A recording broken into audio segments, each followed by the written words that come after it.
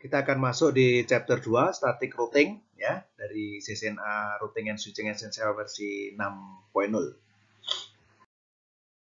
Masuk bagian yang pertama yaitu menerapkan static routing.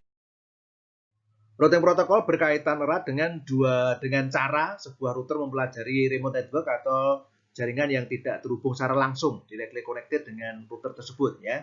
Ada dua cara untuk sebuah router mempelajari remote network. Yang pertama yaitu secara manual dengan memasukkan static route ya ke dalam tabel routing. Jadi secara intervensi kita masukkan begitu routing network remote ke dalam tabel routing ya. Kemudian yang kedua adalah secara dinamis, yaitu dengan menggunakan routing protokol dinamis ya. Misalkan iGrip, OSPF, ya, RIP dan sebagainya. Nah, ketika kita menggunakan static route yang perlu kita catat adalah apa? Update-nya tidak bisa dilakukan secara otomatis seperti yang routing dinamis. Ya, jadi kalau ada perubahan topologi, maka Anda harus melakukan konfigurasi ulang. Nah, ini dalam konteks static routing. Ya. Mengapa kok kita juga boleh menggunakan static routing? Ya, kalau kita lihat dynamic routing versus static routing, kita bisa melihat di sini ya kompleksitasnya. Dalam static routing ya sebenarnya sederhana, tetapi ketika ukuran jaringannya membesar, maka static routing akan semakin kompleks ya. Kemudian kalau dynamic routing biasanya tidak bergantung dari ukuran jaringannya ya. Yang kedua adalah topologi jaringan ya, perubahan topologi. Nah, jadi kalau dynamic routing ya lebih bagus ya karena dia secara otomatis akan melakukan perubahan terhadap perubahan topologi. Tapi kalau static routing ya kita sebagai administrator harus melakukan perubahan juga secara manual. Nah, ini kalau ada topologi perubahan topologi ya. Kemudian yang ketiga scaling. Ini kalau untuk topologi yang kompleks maupun simple ya bisa dilakukan perubahan adaptasi dengan lebih cepat. Ya, tetapi kalau static routing hanya cocok untuk yang topologinya sederhana. Nah, jadi ini tiga ini merupakan kelemahan dari static routing. Ya, tetapi kalau kita lihat yang lain, secara keamanan mestinya static routing lebih aman. Ya, karena untuk routing hanya admin yang tahu. Ya, tapi kalau dynamic routing ya tidak seaman kalau static routing, walaupun sekarang ini sudah sangat aman juga ya untuk dynamic routing karena sudah ada enkripsi dan sebagainya. Kemudian untuk resources ya daya guna mestinya di sini resource-nya sangat sederhana karena tidak perlu perhitungan algoritma untuk routingnya ya, tidak perlu perhitungan ya, sehingga ini lebih bagus ya. Kemudian kalau untuk predictability ya, jadi kalau kita ada perubahan routing dan sebagainya, maka untuk jalur ke rute tertentu ya itu selalu sama. Nah ya, tapi kalau kita dinamik bisa jadi berubah. Jadi kalau ada topologi bisa jadi berubah kalau misalkan load balancing dan sebagainya bisa jadi berubah ya proses routingnya. Jadi ini lebih tidak terprediksi begitu untuk paket forwardingnya tidak terprediksi dibandingkan dengan yang static routing yang rute menuju ke satu tujuan selalu sama. Nah, melihat kelebihan dan kekurangan dari static routing tadi, ya, kapan sebaiknya kita menggunakan static routing? Ya, yang pertama adalah ketika jaringan kita kecil, ya, sangat sedikit routernya, itu kita nggak perlu yang namanya dynamic routing, ya. Kemudian yang kedua, kalau kita hanya routing pada stub network itu adalah stub router, ya, itu hanya terhubung ke satu upstream, ya, dan memiliki LAN yang hanya satu begitu, ya. Jadi ini stub network, ya. Jadi nggak terlalu banyak, ya. Jalurnya hanya single. Nah, begitu tuh namanya stub network, ya. Tetangganya cuma satu, misalkan. Ya, kemudian yang kedua adalah pada default route. Default route itu apa? Rute yang ke internet misalkan ya, biasanya kita menuju ke ISP. Nah, ini biasanya kita menggunakan static route ya. Default route itu biasanya untuk rute atau jalur-jalur yang tidak tersimpan di dalam tabel routing. Itu namanya default route. Ya, beberapa aplikasi dari static route ya, yaitu digunakan untuk pertama apa? Ya, koneksi ke network khusus ya. Jadi misalkan koneksi ke network yang khusus server, itu supaya aman apa? Kita pakai static routing, ya misalkan seperti itu. Kemudian untuk connect ke stub router, ya router yang hanya tetangganya satu, upstreamnya satu tadi, ya. Kemudian apa? Untuk merangkum, ya, merangkum tabel isi dari tabel routing, ya, yang banyak, ya, menjadi sedikit, hanya menjadi 1 atau 2 atau 3, ya, sehingga apa? Akan mereduksi ukuran dari message routing, ya. Kemudian yang keempat itu adalah untuk membuat rute cadangan atau backup route, ya. Jadi kalau jalur yang utama putus, maka bisa dilakukan lewat jalur yang backupnya, ya. Ya, static routing standar, ya. Jadi misalkan kita ada stub network, ya, 172.16.30, ya, poin 4, dan ini ada di stub router R1. Jadi apa yang kita lakukan terhadap R2? Di R2 tentunya kita nggak perlu yang namanya routing dinamis, ya. Di sini kita cukup aja memperkenalkan stub network ini ke dalam R2, ya. Jadi ini cukup digunakan routing statis, ya. Jadi misalkan IP route, ya, IP route 172.16.3.0, ya, melalui, ya, nah, misalkan, ya, melalui exit interface-nya serial 000, nah, misalkan gitu, ya. Ini konteksnya. Jadi, oh, kalau ingin menuju ke 172.16.3.0 lewatlah S00. Ini yang terjadi pada R2. Jadi kita lakukan intervensi dengan memperkenalkan remote network dengan konteks static routing, ya. Ya. Ketika kita mencoba melihat tabel routing, ya, maka di situ di dalam tabel routing itu akan ada network, remote network, ya, remote network, kemudian lewat mana, ya, serial misalkan begitu, ya. Remote network lagi, remote network 1, remote network 2, ya, lewat serial lagi, ya, ini 20 misalkan, ya, serial misalkan 10 dan sebagainya, ya, serial 00 dan sebagainya. Jadi nah, artinya apa? Tidak semua network mungkin bisa tercatat di dalam tabel routing, karena kalau semua network tercatat maka tabel routingnya akan sangat besar sekali. Sebab itu untuk network yang tidak tercatat, jadi misalkan semua network yang ada di internet di seluruh dunia, itu kan nggak mungkin dicatat di tabel routing kita. Nah, untuk semua network di dalam internet atau di seluruh dunia ini yang tidak tercatat, itu kita wakili dengan namanya default route. Ya, jadi default route itu adalah semua network, ya, yang tidak tercatat di dalam tabel routing kita. Jadi 0, 0, 0, 0. Ya, subnet mesh-nya juga 0, 0, 0. Ya. Nah, ya. Artinya apa ini? Ini adalah untuk memfasilitasi paket-paket yang tidak ada atau tidak memenuhi, tidak tercatat di dalam tabel routing. Ya, jadi misalkan internet. Jadi prinsipnya adalah untuk default route yang menuju ke internet, misalkan begitu, ya. Itu kita lempar kemana. Nah, gitu, ya. Nah, default route ini bisa kita pelajari secara statis, kita tulis konfigurasi secara statik, ya. Tapi bisa juga secara dinamis. Nanti kalau Anda belajar OSPF, ya, iGrip, nah itu biasa kita secara dinamis, ya, dengan misalkan default information originate, misalkan seperti itu, ya. Kemudian di file static routes, ya, ini alamat IP-nya, ya, kemudian membuat create gateway last resort, ya, artinya pintu keluar yang terakhir, ya. Kemudian biasanya digunakan ke router yang terhubung ke ISP. Artinya apa? Kalau, ya, remote network ini tidak ada di dalam tabel routing, maka kirim atau lempar saja ke ISP, lempar saja ke internet, ya. Nah, jadi biasanya seperti itu. Ya, termasuk juga kalau sebuah router hanya memiliki satu router yang lain, ya, yang terkoneksi dengan router yang lain, ya udah, kalau dia nggak mengenal apa namanya suatu network, ya lempar aja ke router itu. Nah, itu gambarannya. Ya, jadi default network, ya.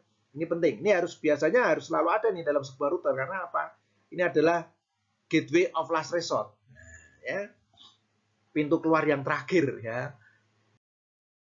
Ya, static route tadi, ya, yang pertama adalah standar static route, kemudian default route, ya, yang ketiga adalah untuk merangkum.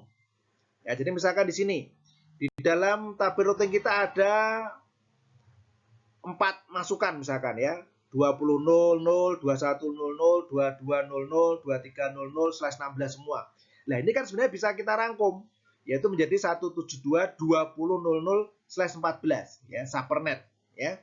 Dari subnetting kemudian digabung menjadi subnetnya. Nah, inilah yang routing statis kita butuhkan. Jadi kita tidak menuliskan empat-empatnya, tetapi kita langsung tulis satu saja, single summary root di sini. Nah, ya. Jadi kita seperti itu. Ini misalkan ya. Ya, bentuk yang keempat ya, yaitu floating static root ya. Jadi static root bisa kita pakai untuk menjadi jalur backup ya. Jadi misalkan jalur yang utama putus, maka kita bisa menggunakan jalur backup dengan menggunakan floating static root ya. Jadi misalkan kita dari branch ini menuju ke pusat haki ya. Menuju ke pusat ini ada dua jalur, yaitu lewat private WAN ya. Kemudian private WAN ini yang utama. Ya, tapi kalau ini putus, kita bisa menggunakan jalur yang kedua, yaitu melalui internet. Nah, ini namanya floatingnya, backupnya. Ya, ya. Backup ini bisa kita setting dengan menggunakan routing statis. Ya. Nah, biasanya untuk membuat routing statis floating ini, backup ini adalah dengan membuat administrative distance yang lebih tinggi dari yang utama. Ya, jadi misalkan kalau administrative distance di sini, ya. Misalkan menggunakan iGrip, misalkan begitu ya, itu berarti harus 90. Nah, ya. Nah, backup ini kan kita bangun yang statis. Nah, statis itu, teman-teman, administrative distance defaultnya itu 1 malahan. Jadi kalau kita langsung lakukan administrative distance di sini 1 langsung, kita lakukan statik biasa, ya nanti yang dipilih malah yang ini. Yang utama malah jadi yang internet. Oleh sebab itu apa? Administratif yang semula 1 ini kita ubah di atas 90. Oh, kita ganti dengan administratif distance menjadi 95 misalkan. Nah, sehingga apa? Yang dipilih lebih dulu adalah yang iGrip lebih dulu. Karena administratif distance-nya lebih kecil. Ya, jadi yang utama yang ini. Ini yang akan hidup dulu. Nah, kalau ini putus baru dia masuk ke yang 95. Nah, gitu ya. Ini namanya tujuan dari floating static root. Jadi ada 4 tipe dari static root ya. Yang pertama adalah static routing standar yang tadi. Yang kedua adalah default route, yaitu rute untuk menuju ke internet atau yang tidak dikenal. Ya, kemudian yang berikutnya adalah summary route, ya, rangkuman dari beberapa route menjadi satu routing. Ya. Kemudian yang keempat adalah untuk backup routing. Ya. Ya, kita akan masuk ke bagian 2, yaitu konfigurasi static route dan default route. Untuk melakukan konfigurasi ya, kita lakukan pada mode global ya. Jadi setelah config T. Ya, jadi ini routing config ya. Kemudian ada perintah utamanya adalah IP route ya. Kemudian adalah kita taruh berikutnya adalah network address subnet mask ya, yaitu dari apa? Dari remote tujuan kita. Ya, network tujuan kita, remote network kita. Nah, ya. Kemudian setelah itu apa? Kita bisa memilih IP address dari next hub ya, atau bisa juga exit interface-nya. Nah, gitu ya. Jadi misalkan ini ada router, ya ada router kita di R1, kemudian ingin menuju ke suatu lokasi, misalkan server ini. Ya, PC kita ada di sini. Ya, PC kita ada di sini. Nah, maka ketika kita ingin mengenalkan network ini, ya misalkan network A, ya network A, maka kita kenalkan IP route dari A, nah ya di sini ya, di R1 ya. IP route A, ya, networknya sekian, subnet mask sekian, melalui, nah melaluinya adalah yang ini. Misalkan di sini, next hub-nya. Melalui 192.168.1.1, nah misalkan seperti itu. Nah, ini melalui ini. Atau bisa juga melalui exit interface. Nah, kalau exit interface berarti apa? Bukan next hub address, tapi yang di sini. Melalui serial 000. Nah, misalkan seperti itu. Nah, ini contoh untuk melakukan konfigurasinya ya. Jadi IP route, kemudian remote networknya, kemudian melalui mana? Next hub IP address atau exit interface. Setiap router ya secara default hanya akan mengenal jaringan yang terkoneksi langsung dengan dirinya, yaitu directly connected. Ya. Jadi mereka itu tidak akan mengenal remote network ya kalau tidak kita kenalkan. Oleh sebab itu harus kita kenalkan. Yaitu salah satunya apa? Secara manual kita masukkan ke dalam tabel routing menggunakan static route. Jadi misalkan R1 tidak akan mengenal networknya di R3 ini nggak akan dikenali oleh R1. Ya. R2 juga sama. R2 tidak akan mengenali ini, tidak akan mengenali ini. R3 tidak akan mengenali ini, tidak akan mengenali ini. Nah, gitu ya. Nah, itu untuk konteksnya. Ya, jadi harus kita kenalkan. Ya, misalkan R1 ini. R1 itu tidak akan mengenal R3 network ini. Nggak akan dia kenal. Gitu ya. Jadi kalau R1 ingin ngeping ke sini akan gagal. Tapi kalau dia hanya ngeping ini ya bisa. Ngeping yang directly bisa. Tapi ngeping yang remote nggak akan bisa. Ya. Oleh sebab itu, kita perlu memperkenalkan. Memperkenalkan sebuah remote network, dia akan melalui mana. Jadi kalau kita lihat di sini, ya kita bisa memperkenalkan remote network ini dan jalur keluarnya adalah dikatakan dengan istilah next hub. Ya, ada 3 cara menuliskan next hub, yaitu apa? Melalui next hub IP address, kemudian melalui router exit interface, melalui gabungan dua-duanya. Nah, ya sekaligus. Ini juga bisa. Ya, jadi misalkan di R1, ini R1, kita akan memperkenalkan ini. Berarti apa? Yang namanya next hub IP address adalah ini. Ini namanya next hubnya. Oh, kalau mau menuju ke sana lewat sini. Nah, gitu ya. Apalagi kalau ini ada hubungannya begini. Aha, jangan lewat ini, tapi lewat yang sini. Nah, misalkan seperti itu. Atau bisa dengan menggunakan exit interface. Kalau mau menuju sana, jangan lewat yang ini, tetapi lewatlah yang ini. Nah, ini namanya exit interface. Satu-satu ya. Cara pertama, menggunakan next hub IP address. Jadi Anda mengenal dulu yang dinamakan dengan next hub IP address. Ini berkaitan dengan remote network ya. Fokus kita di R1. Kita ingin memperkenalkan network di R3 ini. 192.168.2.0. Ya. Berarti apa? Next hub IP kita adalah yang ini. Jadi untuk menuju sana lewatlah ini. Jadi ini berapa ini? Kalau kita tulis di sini adalah 172.16.2.2 ya, titik 2. Nah, ya. Jadi waktu kita konfigurasi IP root 192.168.2.0, subnet mesh-nya 255.255.255.0 melalui 172.16.2.2. Nah, ya. Demikian. Ya, pada saat kita konfirmasi verifikasi dengan show IP root ya, maka akan muncul statik ini. Ya 192 S ya, simbolnya S. Ya. 192.16.2.0 via 172.16.2.2. Jadi via. Ya. Demikian. Cara yang kedua ya, yaitu menggunakan exit interface ya. Jadi di router R1 kalau ingin menuju ke network yang lain, menuju ini ya. Pintu keluarnya mana? Pintu keluarnya adalah ini. Nah, exit interface-nya. Yaitu apa? Serial 000. Nah, jadi Anda tinggal masukkan IP root menuju ke 192.168 melalui serial 000. Jadi bisa menggunakan next hop, IP address, bisa menggunakan exit interface ya. Kalau kita verifikasi agak beda dengan tadi. Yang ini adalah 192.168.2.0 ya. Kemudian melalui serial. Nah, kalau tadi kan melalui IP, ini melalui serial ya, sama saja ya. Ya, untuk verifikasi selain show IP root, Anda juga bisa memulai dengan show IP root tambah dengan istilah statik. Ya, artinya Anda menampilkan yang statik saja. Bikin gateway mulai dari gateway of last resort misalkan ya. Nah, ini kalau ada tambahan ini tulisan gateway of last resort is not set, berarti ini belum ada default rootnya ya. Ini statik. Jadi yang dimunculkan hanya yang statik saja ya.